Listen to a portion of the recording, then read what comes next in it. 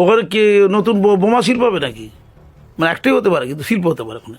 তো বলবে যে ওই শিল্প যেটা টাটা বলে একটা ছোটোখাটো কোম্পানি করছিল, এখন তো রাজ্যের 1 নম্বর শিল্পপতির নাম সৌরভ গাঙ্গুলি। টাটার কী সব রতন টাটার কী সব টাটা ছোটোখাটো সব লোকজন, ছোটো লোক সব টাইপের।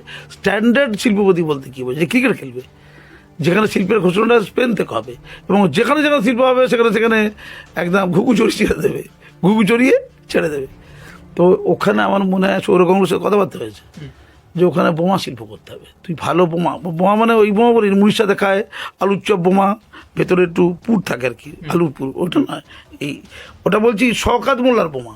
এখন শওকত মোল্লা তো বোমা নিয়ে পিএইচডি করেছে, এমন বিরাট পিএইচডি করেছে যে ওকে আলিয়া বিশ্ববিদ্যালয়ের সবচেয়ে সম্মানজনক পদ যেটা কোর্ট মেম্বার হওয়া, সেই কোর্ট মেম্বার করে দিয়েছে বিশাল পণ্ডিত, বোমা বানাতে পিএইচডি ডিগ্রিধারী শওকত মোল্লাকে দিদি করে দিয়েছে।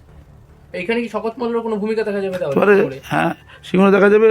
এই বোম টোম ফাটাবে, তো ওখানে বোমা শিল্প জন্য কোনো আদর্শ অনেক চাষবাস ভাই হবে না ভাই, করে দেখিয়ে দেবে দিদি। এই বোমা গোটা পৃথিবীতে সাপ্লাই হবে। তুই ভাবছি বোমা পশ্চিমবঙ্গে ফাটবে নাকি? তো বিহার ফাটিয়ে দেবে, উত্তরপ্রদেশের যোগী রাজ্যে ফাটিয়ে দেবে, আর গোটা ওয়ার্ল্ডে। আমেরিকা ডোনাল্ড ট্রাম্প বোমা কিনবে। ডোনাল্ড ট্রাম্পদের বোমাতে একটু বড়, সেই পারমাণবিক বোমা না কী সব বলে, ওইগুলো।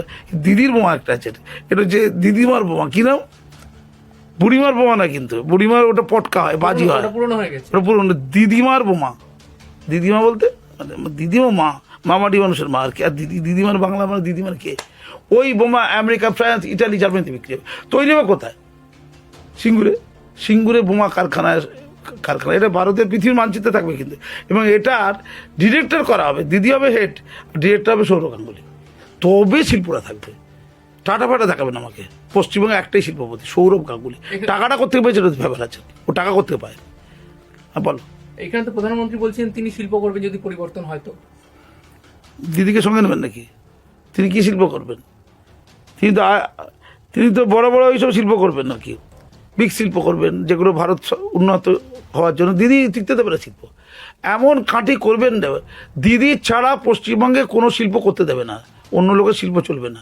দিদির পরে দ্বিতীয় ব্যক্তি যে, সেটা সৌরভ গাঙ্গুলি। শুধু সৌরভ গাঙ্গুলিকে ছাড়া আছে।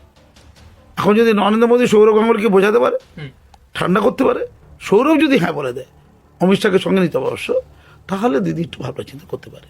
তাহলে মোদির চান্স আছে এই বঙ্গে কিছু করার? একমাত্র রাস্তা। এছাড়া মোদিকে পাত্তা দেয় না পশ্চিমবঙ্গে। দিদির জায়গায় মোদি, তুই কি করে বললে বলো তো? দিদি চাড্ডি ফাড্ডি কেউ ধরে ফেলে যাচ্ছে, চলে রেখেছে বাড়ি, দিদি সব। মোদি